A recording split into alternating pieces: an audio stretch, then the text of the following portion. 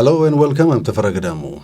Women of excellence have continued to be recognized and hailed. One of the institutions that's doing so is the Association of Women in Business. This year, it had 7 finalists, and I'm joined by 3 for this edition on Meet EBC. Dr. Leah Tadesse, Bogalech Gebre, Fralim Shibaba, and Sabla Hailu. A very warm welcome to the program. Thank you. You were the finalist for this year's AWIB Awards on X number of achievements, right? I mean, I see quite a mix here. I've been following your story for the last 15 years. You are where you are now because you've tried to address some of the challenges Ethiopian women, girls to be more precise, face. I'm talking about traditions, cultural stuff, and of course, at the end of the day, it's the economy, right? Yes. You're pretty much known for trying to address FGM in southern Ethiopia. Yes. But that's not about it, is it? No. It's one of the violations against women. But that's not about it. Our work is really to help women to recognize her personhood as a human being, participate in every endeavor of society, whether political, economic, social, whatever. But most important is for her to free that she is a being. And to start really to bring that concept of sense of being and self to women who have accepted her position as a given, as natural, to be cut alive, to be snatched and abducted as animal, to be bitten, maimed. She has accepted as if it is her lot. Here we are coming saying, no. You are equal like anybody else, like man, as a human being. You have the right to refuse, to accept, to choose. You have personhood. And that's the place to break in with women themselves. But you're talking about rural women in Kambata. We are talking about rural women. But it's very difficult to reach out to them, isn't it? You'll be surprised, very much, because my assumption is I am a rural woman. I was a rural woman. But the difference between them and I was given a chance to be literate. It's not easy to penetrate, to break through to a society, but the human sense is the same everywhere in the world. In other words, all of us want something good. Every parent wants something good for their children. If I could only bring that knowledge to them in a proper manner, without judging, without condemning, and make them discuss, understand. And that's what you're trying to do at the Millennium College, right? At the St. Paul Hospital. I mean, you give this chance to people from not only from the cities and so on, but from rural Ethiopia that Bogalech was talking about, right?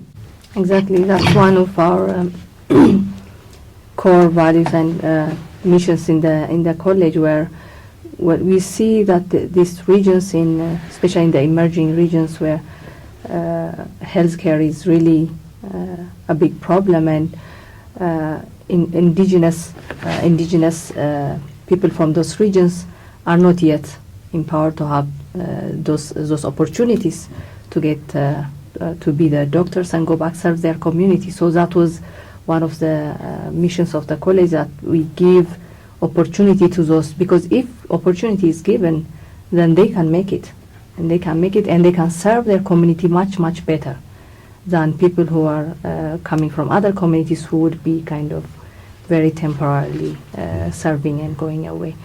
So 30% of the college give this opportunity to those 4 regions, and also for women we try. The hope is even to go up to 50%, but at least currently we are at 38% of female medical students from all over, not only for those regions, but from all over, which is one of our... So you focus on women Yes. and so on. They're, just providing a chance they don't deserve. They do deserve, they right? deserve, definitely they do deserve, and It's competitive too. it's competitive for all of the entrances, and they take their exams and we enroll them, but we give them the chance and the opportunity to get, even if it was through the general placement of the Minister of Education, they might not get this opportunity. And we have seen them becoming, well, some of them may it may be challenging for some of them where we give support, but we have seen them being very great doctors and making, even some of the graduates are already making a difference going back to their communities. It all started with this kid with nothing to eat Yes. in Bahar Dar. And your school, that's where your school meal program started, right? Yes, yes, that has been the question that I have been asking. I am a strong advocate of schools, and I study a lot about what kind of schools should we have in Ethiopia. All that my sister said, it all starts when they're children. So how we see children, how we treat them, how we raise them, how we train them, matters a lot. The view on women, like the attitude towards women from society, the attitudes toward women about themselves. So it's really a complex issue. So, but it all starts when they are children. So I have been saying we really need to focus on children. Whatever problems we have multiples of problems, social problems, and then that causes economical problems. That causes one after the other. So I have been... But you were specifically interested in malnutrition or kids who don't have yes. the... Yeah. Yes, we cannot talk about quality education, quality training when the children are starving. First thing comes first. Food is not an option. It's a necessity for survival, not just for survival, but for better performance in the schools. In fact, we've seen that school meal programs can actually retain girls to stay in school so that they don't have to be gone for early marriage. Families do that to reduce family size. So we have seen that. And we have established the Ethiopia School Meal Initiative, the organization that's working on creating a sustainable school meal program in Ethiopian public schools. We have already presented the concept note for the Ethiopian government, which was well received, and we're currently designing the strategy. Nutrition has a big role to play. It does, but how did it all start in your school out there in Bahar Dar? It's interesting. I have a school that I established in Bahar Dar. It's called Bahar Dar Academy. I ran the school for 10 years, and I was working there every day. I was driving from work to my house one evening, and there was this little kid that asked me to stop the car. So I said, I have to stop the car. And I asked him, yes, can I help you? And he said, the first thing he said was, I'm not in school yet, but I'm 5. And I was like, really? I wonder why. And he said, my mom said she cannot put me to school. Would you please put me to school? And I want to be in your school. And I said, okay. I think I have to do this for you, otherwise there is no use that I live here and I can't do this for you. This does not make any sense. So come on to the school tomorrow morning. And he came the next day with his mom, and we talked, and we put him in school. And he scored the highest grade that year from the kindergarten level. He was only 5. He's a very, very bright, focused kid who put himself to school. So I told everyone about his story, and everybody welcomed him. He was a very happy kid. And then when he reached 3rd grade, he started to drop, and he started to become very isolated, and he was not playing. And the teacher was concerned. She kind of suspected that he was not, something was wrong. And then she checked his lunchbox one time when he was leaving early while the kids were eating lunch, and his lunchbox was empty. And she didn't report it the first day. She said, maybe he ate it on the way to school, and I have to check again. And then she checked the next morning while the kids were going for morning assembly, and his lunchbox was empty. And then she reported to the school, and then the day I heard that report, it just broke my heart. And I said, this is a system problem. We have to think That about. can easily be fixed. Yes, yes. And we say this is probably not a one-child story. This is probably a story everywhere, and maybe millions of kids are suffering like this. And a kid who put himself to school, a courageous kid like that, a focused kid who really wanted to educate himself, we have to be on his side. And we have to have a system that will rescue kids like him. If this system is not good for him, it won't be good for anyone. So that was the day we started thinking about what is it that we can do. And the Ethiopia School Meal Initiative was born out of that. Sable, as the director of AWEB, Association of Women in Business in Ethiopia, when you hear these kinds of stories, what comes to mind? Because you had tuned into at least 7 different stories when you had this finalist last Sunday. What comes to my mind is these are women that need to be put up front, to be seen. These women need to be seen by others. They need to shine, because so many of us need to learn from their experiences, how they tackle problems, how they see themselves, how they address issues, how they change problems into opportunities and make the most out of it, how they use themselves as part of a solution, not just as part of the problem, but as part of the solution, and how they allow others and coordinate others to solve problems. So these are focused women that need to be seen, that need to be celebrated. So for AWEB, as the president of AWEB, I always want to encourage women leaders. So these are leaders that the young generation can emulate from their lives, from their strategies of doing things. So these are women that need to shine and to be celebrated. Right. You enrolled girls from the peripheries, and you tell me that you've succeeded in doing so much so that a number of those who've become medical doctors went back to their regions, are making a difference at the local level, right? But then I understand there is also the dropout rate is not low, is it? Because that's, I think, a challenge that you face. And what are you doing about that? Because we are talking about women who never had the opportunity. You're talking about girls that you want to support, give the chance, not only to make a difference, but to, in the first place, survive as students. Definitely. Yeah, they have passed through a lot to reach here. So we see some of them really struggle after even coming to the college, after getting the opportunity. But our institution is really committed to see them succeed, and we know that they have the potential if they are supported well. So the college has these different programs, especially one of the program that we have is a mentorship program, where each academic faculty is given few students to mentor and closely follow and support in the different aspects, not only academics, any social and other issues that they have. They closely mentor those students.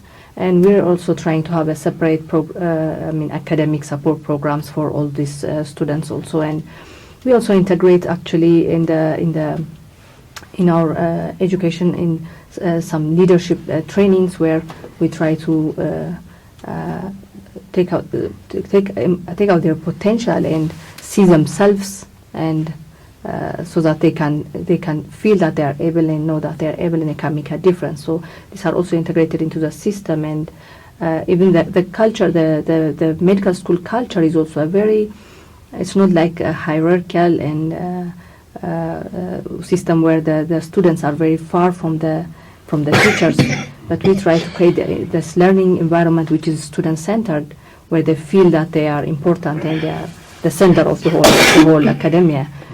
So you basically bridge the gap, is that what you're telling me? Exactly. Because it's always been a one-way traffic. Exactly. So we are trying to break this culture so you can hear such testimonies from our students where they say that they are really feel that they are grateful to be in this kind of environment where they have the support of the instructors, not like the autocratic kind of system, which definitely helps more learning, and we see them becoming more competent, and role modeling. So it's really important, because in any education you may learn the knowledge and the skill from your instructors, but it's the role modeling that brings the attitude, the compassion, that when you go out and give the care that's what we saw. So that's the culture we're trying to build. Speaking of role models, have you nurtured a bunch of women to do what you've done and still doing in the last for what, a decade or two? The whole program is about that, enabling others, whether be it elimination of harmful customary practices. It's about leadership. It's about being. It's about doing for others, living outside of yourself. Just to tell you simply, there were about 25 women. We have been training on gender issues and self-help. They started raising their own funds. Actually, we took them because they are doing already something. They started with 25 cents, from 25 cents for 1 birr per month, 5 birr to per month. Guess what? They established their own organization. There are 500 members. They lend out money. They organized the union of the zone. Out of the 9 members of the union, the first 7 are women, including the chairperson. That is self-realization, self-actualization. As you know, you cannot change a woman's lot unless you change the community or society itself. So the way we do is really multifaceted, multi-thrust. The old, the young, teachers, educated, non-educated, elders, government officials, judges, juries. So everybody comes together. One thing we have really, that we as an organization are proud is we develop tools of development and share to others. I'm sure you know about community conversations. The idea is African. Basically what it is, from millennium years before time on memory, our elders sit under the tree and discuss issues of common concern. It is their planning and governance system and conflict resolution. It's all that what we know. What we have done is built on that, basically. If at the beginning it was to help us to prevent and control HIV/AIDS. Or you use traditional tools to address traditional Yes, that was problems. Yes, it's not just traditional problems, but including modern governance. So community conversation, in essence, is people coming together, sitting down, discussing their concern in facilitated atmosphere where everybody is given equal opportunity to say their view. But what's new about that? It's been there for ages. The new aspect is women would never been there. The young would have been there. Uneducated or non-respected of the community would have never been there. The marginalized would never been there. What consists community is represented there in our community conversation, and everybody is empowered in there. And the women start, really, I don't know how to put it, but coming out from shell, literally from shell. The first time their voice cracks, it's amazing. And they start getting that space and voice and recognition. What I say, it matters. I have something that others will hear. And now about leadership. Women in leadership, something really I also learned the other day when testimonies were given about Dr. Leah. You know what she brought to academia, to medical care? The same thing what she does with her family at home with her 3 children to the center. A destitute hospital, which only the last place you go because you don't have any money, Kudus Paulus. Today, she has made it a state of art, not only college, but where people go to get care because she brought passion. Same thing in Bahar Dar. Am I right that you've brought together entrepreneurs of your variety, Yes. a number of women, and created the entrepreneurial spirit? Yes, the Amhara Women Entrepreneurs Association that I was co-founder of, and I was also president for 4 years. It's a very, very functional and active association now, and I learned a lot of things when I was working there. Really, a lot of things. Now, in all sub-Saharan Africa, around 80% of the food is produced by women, prepared by women, but still we have not figured out how to deal with food, and we have not figured out how to deal with children. While I was working with women, they got a business opportunity and a huge university to supply food to the university, and there were 40 of them. And the work itself was overwhelming. They were overwhelmed. We had to help them. We had to request help. But then something happened, unexpected. The husbands came to my office and they said, "What is the purpose of your association? Our houses are about to break into pieces. Unless you stop our wives from doing this business, you are in trouble." So I was frightened myself, and I had to go and talk to my husband myself. And I asked him, we need some help, because we're just working with women, but we have neglected the husbands, and now look what happened. So we had to really negotiate with the husbands and talk to them and understand where they're coming from. And two things they mentioned when they complained: food and children. We don't know how to take care of our children. Our children are left outside. We're starving. Our kids are starving. We're talking about food and children. So I developed a concept note saying, what is it with food and children? Food and children are women's responsibility. So we have to think deeper, saying, what can we do about this? Can we say the solution about food and children is on the woman's hand, because they know what to do with these two giant problems? So that was my point. I was just circling this idea, trying to come up with something. Food and children, what can we do about it? Then I said the Ethiopia School Meal Initiative actually is going to target the women of Ethiopia to make sure that every child that enters the school will receive at least one meal a day, wherever they are. So this is a call for the women of Ethiopia, a call for the girls of Ethiopia to say, we can use our skills. It's a skill, but it's unpaid labor. Yeah, now you're right. Unrecognized. Unrecognized, yes. Doesn't have a value. Because of her leadership, she brought that importance that the man in the household cannot survive, the children cannot survive without the wife.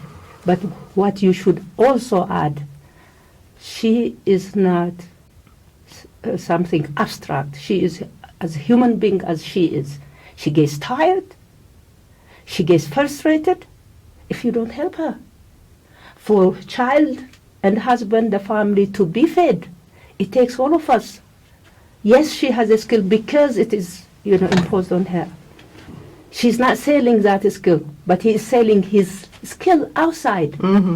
He has to share her lot. Yeah, after that, I strongly advocate for school kitchens for that purpose. When I talk to the husbands, I realized how insecure they have become and how destructive that can be for the life of the women.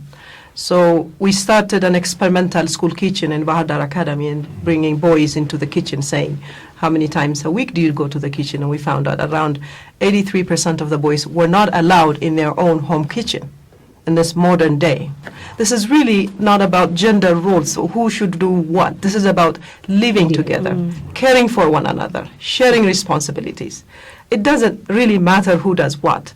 It's about loving one another. So we said we have to do something. And then the Amhara Women Entrepreneurs Association, we started after a year. We found a resource for these 40 husbands. A fatherhood class was conducted for them. And they were willing to take that. How to give a bath to their children, how to pack lunch for their children. And it was fun, it was simple, it was a joy for them to take that class. And association is working to expand that program into possibly on a larger scale. What's your conclusion? I mean, when you had all these 7 remarkable women for that final on Sunday. Yes, passion is one. You need to have something to live for. But it goes beyond that. it's something that these women, for me, these women are selfless. They think beyond themselves. They care. They have this attitude of generosity. Life worth lived is when it's shared with others. My brother's problem is my problem, and I am responsible to fix it. That kind of attitude and mentality, that kind of mindset is necessary for people to go beyond their circumstances. So they think it's not just money that makes life beautiful. It's when others' needs are met that their purpose for living is accomplished. So for them, I see one thing that I see in common. They're committed to make life better for others. It's not just for their family or for themselves, but so they go beyond themselves. They transcend. So I call them excellent because they strive to do better. They strive always. It's not just a one-time activity. It is a lifetime principle that they go beyond themselves. So they take responsibility. They take responsibility to uproot social problems, systemic problems, structural problems, deeply rooted problems. So it cannot come just by doing one thing, but by in making sure that others also participate, not only themselves, but these are community mobilizers. You know, they make sure that their organization, their family members, you know, their communities, all the government structure collaborate. So these are excellent women for me. I've enjoyed the conversation. Thank you very much, and I wish you good luck in whatever you're doing. And you have excelled in all of them. Thank you very much indeed. Thank you. Thank you. Thank you Thank for you. having Yes. us.